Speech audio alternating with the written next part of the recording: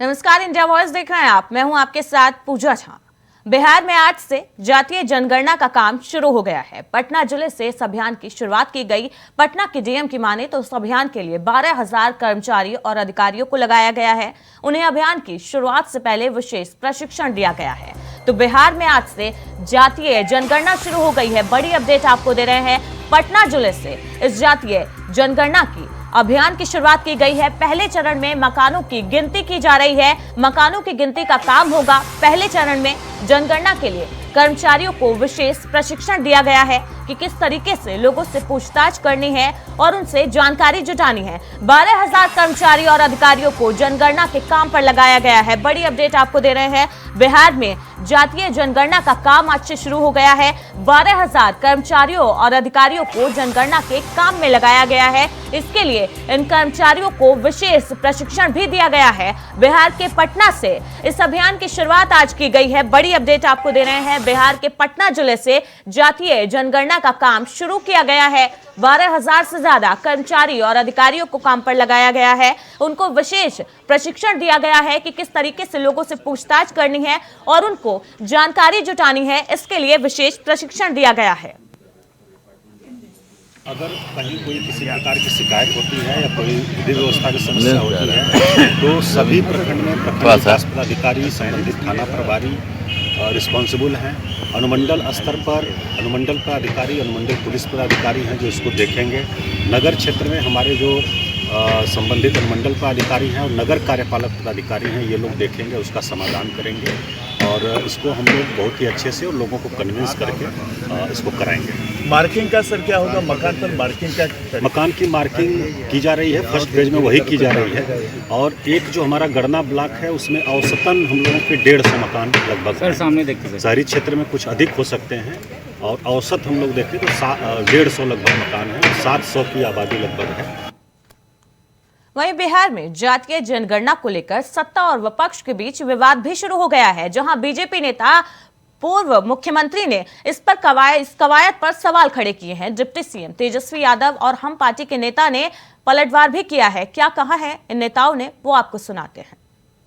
Bharatiya Janata party जातिगत जनगणना के पक्ष में है और इसलिए 2 जून 2022 को कैबिनेट की बैठक में कास्ट सेंसस कराने का निर्णय लिया गया, लेकिन 7 महीना लग गया और अब 7 जनवरी से अगर प्रारंभ भी हो रहा है तो केवल मकानों की सूची बनाई जाएगी और वास्तविक सर्वे जो है ये पता नहीं अप्रैल मई कब होगा।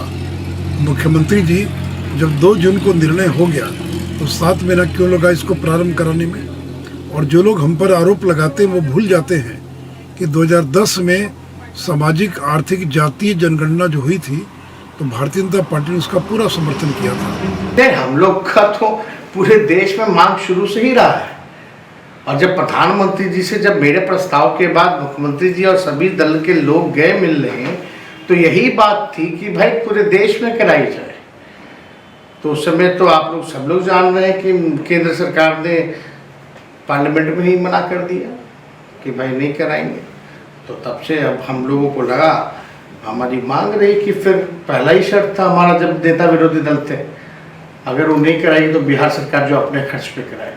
जनगणना जो हो रहा है, मैं माननीय मुख्यमंत्री जी को कोटि कोटि बधाई देता हूं कि इतना विरोध के बावजूद भी उन्होंने साहस करके जाति जनगणना करवाने का आज से शुरू काम किया है।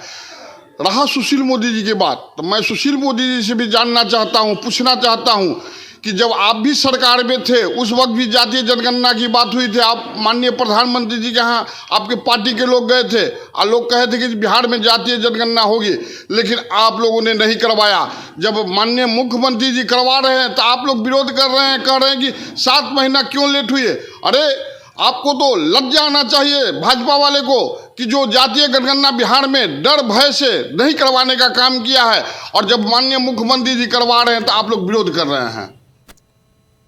तो बिहार में जहां आज से जातीय जनगणना का काम शुरू हो रहा है, वहीं इस पर सत्ता पक्ष और विपक्ष में संग्राम भी शुरू हो गया है, विवाद भी शुरू हो गया है। सुशील मोदी आरोप लगा रहे हैं और सवाल उठा रहे हैं सरकार की मंशा पर कि जातीय जनगणना की जरूरत क्या है और जो प्रक्रिया है। सुशील मोदी ने जातीय जनगणना की प्रक्रिया पर सवाल उठाए हैं। बिहार सरकार ने प्रदेश में जातीय जनगणना का करने का फैसला लिया है, जिस पर बीजेपी कह रही है कि वो जातीय जनगणना के पक्ष में है। लेकिन नीतीश सरकार को जातीय जनगणना कराने के लिए इतना समय क्यों लगा है, उन्होंने प्रक्रिया पर सवाल उठाए हैं। इसी पर चर्चा के लिए मेरे साथ बीजेपी प्रवक्ता विनोद शर्मा जुड़े हुए हैं। सर, स्वागत है आपका इंडिया वॉइस में। जी नमस्कार। नमस्कार। बिहार में आज से जातीय जनगणना शुरू होने जा रही है। पहले चरण में पटना से इसकी शुरुआत होगी और मकानों को चिन्हित किया जाएगा। सुशील मोदी कह रहे हैं कि वो जातीय जनगणना के पक्ष में हैं, लेकिन वो प्रक्रिया पर सवाल उठा रहे हैं। लेकिन अगर पक्ष में है तो फिर सवाल क्यों? देखिए, भारतीय जनता पार्टी ने हमेशा जातीय जनगणना का समर्थन किया है।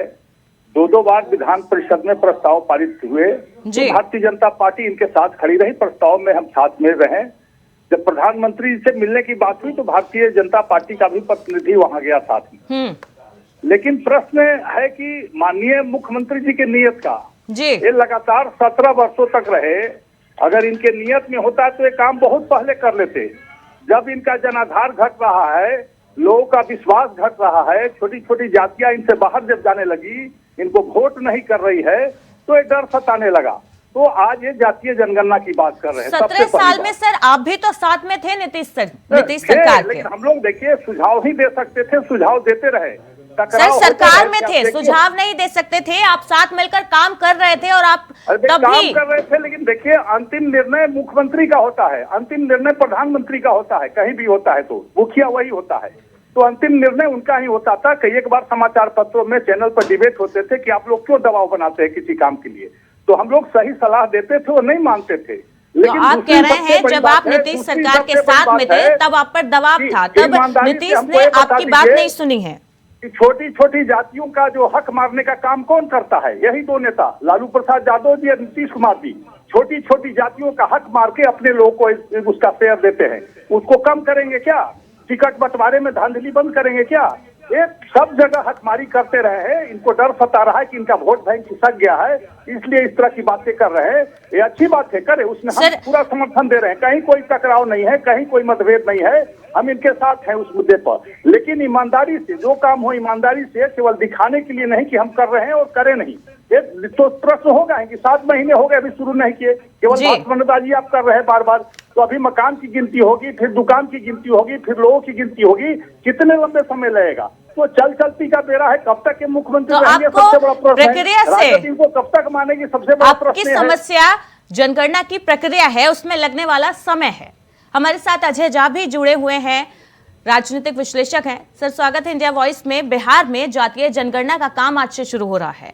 सुशील मोदी कह रहे हैं इस प्रक्रिया में इतनी देरी हुई है और आगे भी जिस तरीके से नीतीश सरकार जातीय जनगणना की प्रक्रिया कराने वाली है उसमें और समय लगेगा। एक तरफ ये पक्ष में है, ऊपर से सरकार की नीयत पर सवाल भी खड़ा कर रहे हैं। इतना डबल स्टैंडर्ड, ये कैसे? देखिए, जो जातीय जनगणना की बात अभी हो रही है ये कोई नया नहीं है। 2011 में इस तरह से ऑलरेडी जब यूपीए की सरकार थी तो ये पूरे नेशनल लेवल पर इस तरह की जनगणना हुई थी। अब हाँ, उसमें जाति का जो विश्लेषण था उसे सरकार ने रिलीज नहीं किया था, लेकिन ये तो ऑलरेडी सरकारों के पास थी। और बिहार में जहाँ तक मसला हुआ था, मैं भी उस वक्त था, उसमें सहयोगी भी था। मैं अपने तरफ से, जब मैं संस्थान में प्रोफेसर था, तो मैं इस काम को देख रहा था अपने स्तर से। मैंने भी उसे देखा था, तो बहुत सारी चीजें हुई थी, लेकिन सरकार के स्तर पर उसे रिलीज फाइनली नहीं किया गया।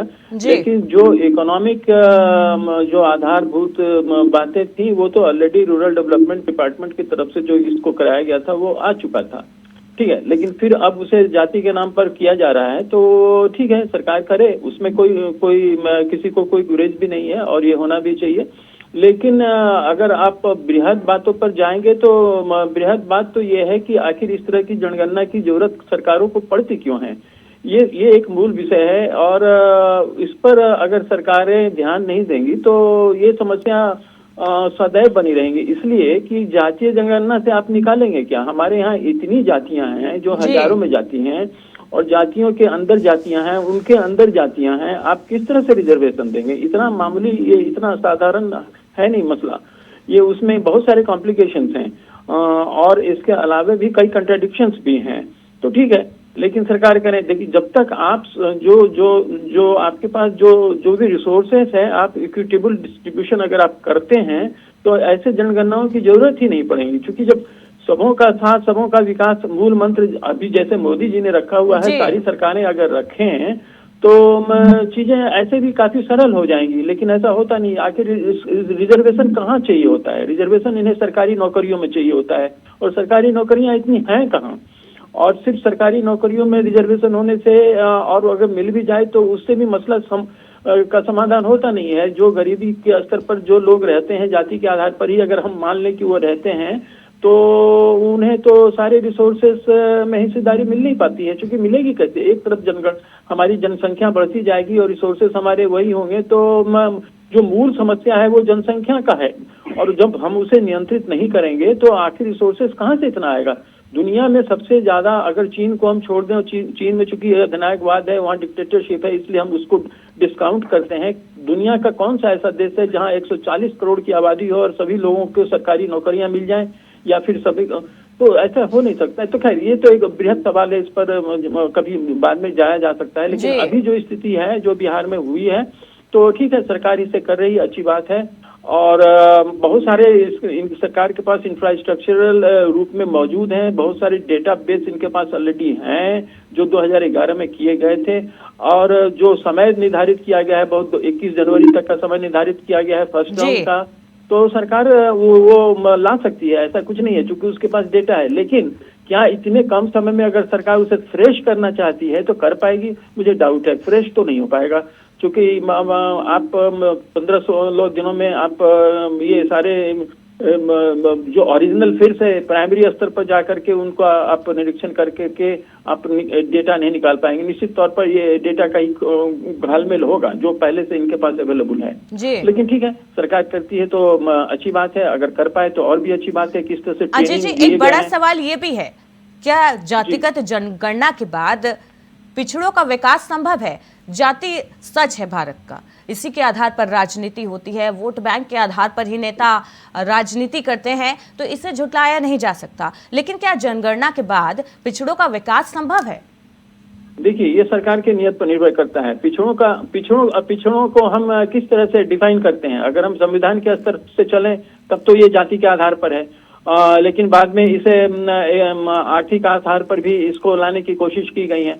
तो विकास तो यहाँ किसी एक समूह का या किसी 10 समूह का या किसी खास ग्रुप ऑफ समूह का अगर आप कर ही लेते हैं तो उससे समस्या का समाधान तो होगा नहीं, जब तक सबों का विकास नहीं होगा। और जहाँ तक पिछड़ी जातियां भी एक खेल है जो यहाँ पर रखा गया है। ऐसा क्या है, पिछड़ी जातियां आखिर क्यों बनी?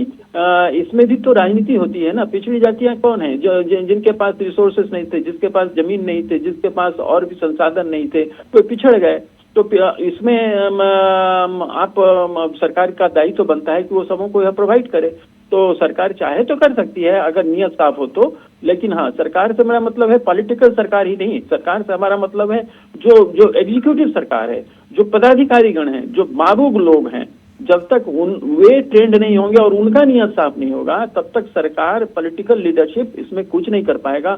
और बस इसी तरह से नारेबाजी होती रहेगी, बातें होती रहेंगी। लेकिन हाँ, अगर वहां भी मनसा साफ हो तो उसी एग्जीक्यूटिव से सरकार काम भी ले सकती है और काम करवा सकती है। और सरकारों ने काम करवाया है, खुद नीतीश कुमार ने करवाया है, और आगे भी सरकार चाहे तो कर सकती है। बिल्कुल। विनोद जी, 2024 के चुनाव भी आने वाले हैं। 2024 के जो लोकसभा चुनाव है वो नजदीक है। अब नीतीश सरकार को याद आई है कि बिहार में जातिगत जनगणना होनी चाहिए। 21 जनवरी तक का समय भी फिक्स कर दिया है। क्या लग रहा है, 2024 की जो राजनीति है इसी आधार पर टिकेगी? देखिए, पूरे भारत की दृष्टि अभी आदरणीय नरेंद्र मोदी जी पर है और पिछड़े से वर्ग से आते हैं, इसलिए एक समस्या बनी, इतनी बड़ी चिंता इनकी बनी है क्योंकि पिछड़े के नेतृत्व में हाथ पूरा देश चला गया। आज नरेंद्र मोदी जी के नेतृत्व में पूरा देश है, 2/3 बहुमत से 2 बार सरकार बन गया और अभी भी भारत की जनता उन पर विश्वास कर रही है। यही डर इनको पैदा हो गया कि आने वाले दिनों में चाहे नीतीश जी हो, लालू जी हो, मुलायम जी हो, सारे लोग डरे हुए नरेंद्र मोदी के आभा मंडल से और इस तरह की बातें करके बिखराव लाना चाहते हैं, एक तनाव लाना चाहते हैं कि किसी वोट का इनको शेयर मिले, लेकिन ऐसा होगा नहीं, क्योंकि नरेंद्र मोदी जी ने लोगों का विश्वास जीता है, दिल जीता है भारत की जनता का। जात पात के सारे बंधन को तोड़ दिया उन्होंने और विकास करके दिखाया है, जो कहा अधिकांश वायदे पूरे किए हैं। एक खतरा इनके लिए है, इसलिए बातें करके लोगों में एक टकराव पैदा करना चाहते हैं, जो कि संभव नहीं है। बिहार और देश की जनता काफी सजग और चिंतनशील है, सभी जानते हैं कि ये लोग ठगने वाले हैं, इनकी हकमारी करने वाले हकों की है। लालू जी के पूर्व मंत्र से आगे चल रहे हैं, क्योंकि लालू जी ने क्या किया, अपने परिवार और जाति से बाहर नहीं निकलने का काम किया, लोगों की हकमारी की, छोटी छोटी जातियों के हक को मारा उन्होंने, अपना टिकट पूरा अधिकांश 50% दे दिया अपनी जातियों में। तो कैसे विश्वास करेगी छोटी जाती है, केवल दिखाने के लिए है, खाना पूरी है कि आपका हम जनगणना करा रहे हैं, आपको अधिकार देंगे। अधिकार तो नरेंद्र मोदी जी दे रहे हैं, अंतिम पायदान के व्यक्ति को देख करके काम कर रहे हैं, हर व्यक्ति को सबका साथ। अभी जो अजय झा जी ने कहा तो मूल मंत्र है कि सबका साथ सबका विकास, जाति धर्म से ऊपर उठकर भारतीय जनता पार्टी के नेता काम कर रहे हैं, नरेंद्र मोदी जी काम कर रहे हैं और इनकी बेचैनी बढ़ते जा रही है। तो इससे कोई असर नहीं पड़ने वाला है। गरीबों का भला तभी होगा जब नरेंद्र मोदी जी फिर से भारी बहुमत से, 2/3 बहुमत से आएंगे, सभी राज्यों में आएंगे, तो निश्चित रूप से इनकी बोलती बंद हो जाएंगी और इनके जो इस तरह के हथकंडे विनोद जी, 2024 में अगर इसको बड़ा मुद्दा बना लिया जेडीयू ने, तब आपके पास क्या विकल्प रहेगा? आपके लिए गले की फांस नहीं बन जाएगा? देखिए, अभी नरेंद्र मोदी जी के आभा मंडल के सामने सारे मुद्दे गौण हो गए हैं। देश की जनता नहीं विश्वास करती, क्योंकि 17 साल नीतीश जी ने राज किया, कभी गरीबों की बात नहीं की। एक कुछ मुट्ठी भर लोगों के हाथ के खिलौने रहे हैं शुरू से, और अजय जी, आप भी यही मानते हैं क्या जातिगत जनगणना कोई मुद्दा नहीं रहेगा? ठेकेदारों के हाथ में खेलते रहे हैं, पूरे ठेका पट्टा अजय जी, बाहर के आपको क्या लगता है? दूसरे राज्यों से लोगों को, गरीबों का काम क्या दिया? गरीबों का तो काम छीनने का काम किया नीतीश कुमार। छोटे छोटे काम करने वाले गरीब थे, 4 लाख ऊपर गरीबों को जेल में बंद कर दिया शराबबंदी में। क्या बात करते हैं? गरीबों की हक की बातें करेंगे, उसमें कौन है? 4 लाख में समझिए कि 3,90,000 गरीब और दलित और पिछड़े जाति के लोग हैं जो जेलों में बंद है।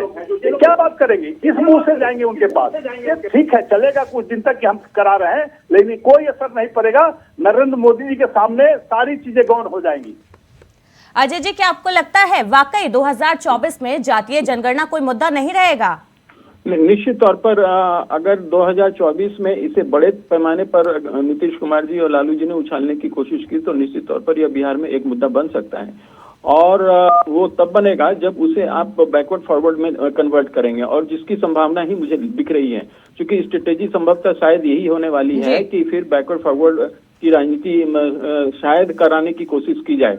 लेकिन इस बार एक समस्या दूसरी है अपोजिशन के साइड से, मतलब कि बीजेपी के तरफ से, जो इनके लिए बिहार में अपोजिशन में हैं, वो ये कि उस और भी वही लोग बैठे हुए हैं जहां जो इधर के लोग बैठे हैं, वहां भी बैकवर्ड नेतृत्व ही काम कर रहा है। मोदी जी खुद ही बैकवर्ड समूह से आते हैं, अमित शाह जी भी उसी समूह से आते हैं। तो वैसी स्थिति में उस तरह से जो भयानक स्थिति बनी थी मंडल कमीशन वाला, वो शायद नहीं बन पाएगा। पहली एक वजह ये है, और दूसरा ये कि केंद्रीय सरकार के स्तर पर जो गरीब और पिछड़े लोग हैं, ओबीसी वाले तो हैं ही हैं, और उससे नीचे जो एक्सट्रीमली बैकवर्ड कास्ट जो ओबीसी में ही जो बनाया गया है, तो फिर वो सब बेनिफिशियरी रहे हैं केंद्रीय सरकार की कई योजनाओं के तहत।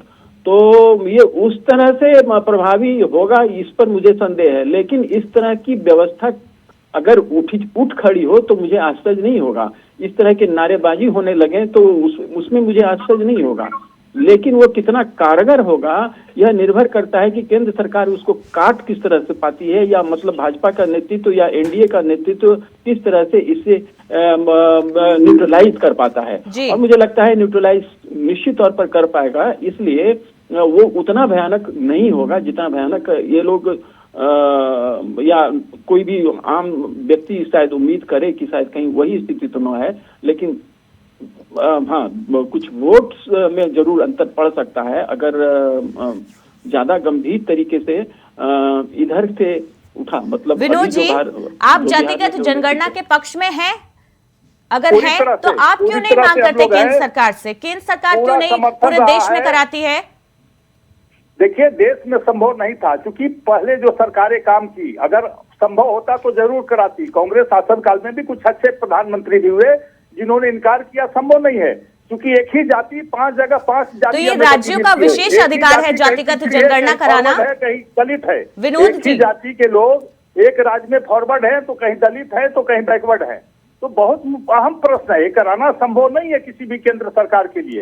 राज्य सरकार स्वतंत्र है, करावे, हम लोग तो क्या ये राज्यों का विशेष अधिकार है जातिगत जनगणना कराना? होगा जी। 1931 में आखिरी बार जातिगत जनगणना हुई थी। बिहार और यूपी की बात करें तो ज्यादा अंतर नहीं है। जिस तरीके से पुरानी पेंशन स्कीम एक बड़ा मुद्दा बनी थी, ये भी बन सकता है, और अगर बना तो फिर आपके लिए मुसीबत होगी 2024 में। कोई मुसीबत नहीं होगी। सारा कमंडल जो ये लोग कर रहे थे टूट गया। यूपी के लोगों ने दिखाया कि विकास किस तरह से मुद्दा है, शांति किस तरह से मुद्दा है। मुलायम सिंह यादव ने बहुत बैकवर्ड फॉरवर्ड करने की बात की, लेकिन वहां की जनता ने नकार दिया। बिहार की भी कमोबेशी स्थिति है। अभी जो चुनाव हुए, उपचुनाव देख लीजिए क्या हाल हुआ। 8 पार्टियां, नीतीश जी, लालू जी, 8 पार्टियां एक साथ थी, लेकिन बिहार की जनता ने हमें विश्वास व्यक्त किया। 2 जगह जीते, 1 जगह हमारा वोट परसेंटेज बढ़ा। 44,000 जब नीतीश जी थे तो मोकामा में वोट आया, नीतीश जी हमारे साथ नहीं तो 66,000 वोट आया। तो विधानसभा चुनाव में ये कमाल क्यों नहीं होता जी? विधानसभा चुनाव में ये कमाल क्यों नहीं होता? तो विधानसभा चुनाव जीतकर क्या कर लेंगे? इस बार शुरुआत हो चुका है। बिहार की जनता जग गई है, सारी बातों को समझ रह गई है कि ये लोग हकवारी करने वाले हैं, ये परिवारवाद वाले लोग हैं। लालू जी के चंगुल में नीतीश जी है, लालू जी जो कहेंगे वही करना पड़ेगा। फिर भी आपने नीतीश जी के साथ सरकार में काम किया है, साथ में रहकर। अति पिछड़ों की हकमारी करते हैं और करते रहेंगे लोग। जाति पाति से नहीं उठेंगे। कुछ जाति विशेष के लोगों को फायदा होगा बिहार में भी। यहाँ की जनता और जो जिनकी बात वो कर रहे हैं वो जान चुके हैं।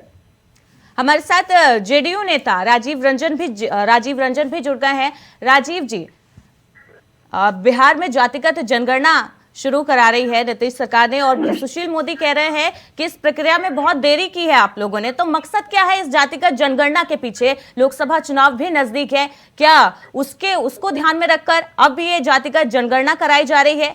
मंशा पर सवाल उठाए जा रहे हैं आपकी। देखिए, अभी हम बीजेपी प्रवक्ता का सुन रहे थे जी। जातिगत जनगणना जो है हर समाज के तरक्की के लिए जरूरी है। अब विनोद शर्मा जी को नहीं पता है, ये नकली ओबीसी बनाम असली ओबीसी की लड़ाई है। नरेंद्र मोदी जी नकली ओबीसी है। ये इनकी जाति पहले आती थी फॉरवर्ड में, इन्होंने खुद से अपनी जाति को ओबीसी बना लिया है गुजरात में। तो नकली वही बात तो मैं बोल रहा था।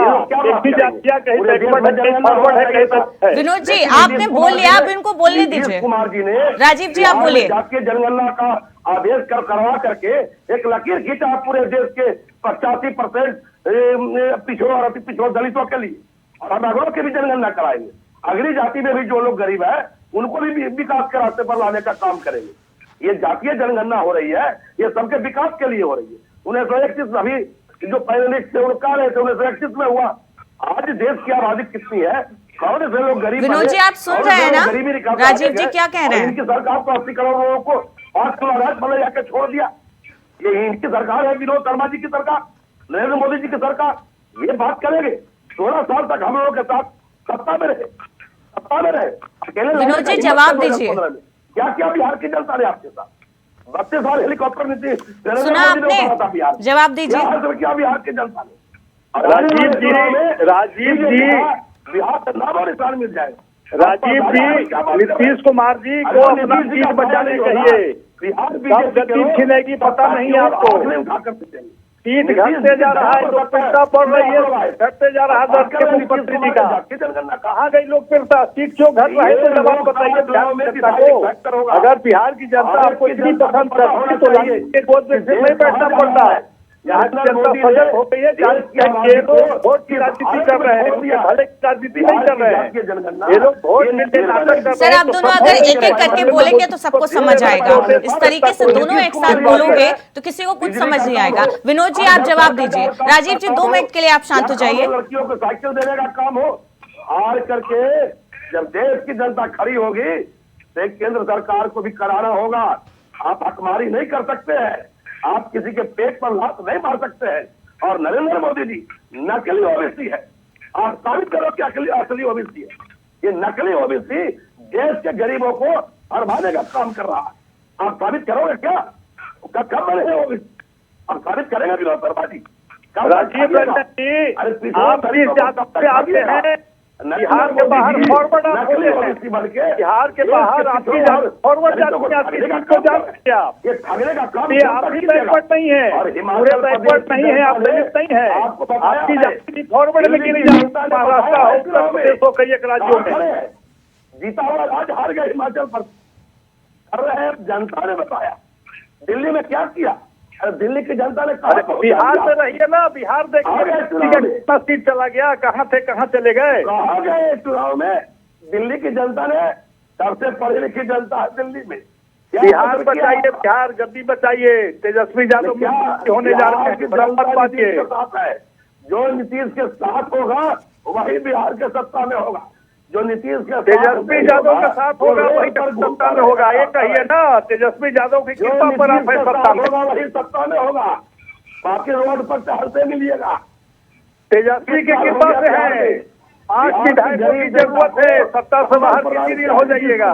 बिल्कुल सर, सरकार की मंशा चाहे जो भी हो, भले ही साफ नियत से वो जातिगत जनगणना कराना चाहती हो, लेकिन आप विपक्षी दलों का इस पर संग्राम शुरू हो गया है। आप सभी का बहुत बहुत शुक्रिया चर्चा में हमारे साथ जुड़ने के लिए। राजीव रंजन जी, विनोद शर्मा जी, अजय झा जी, आप सभी का बहुत बहुत शुक्रिया।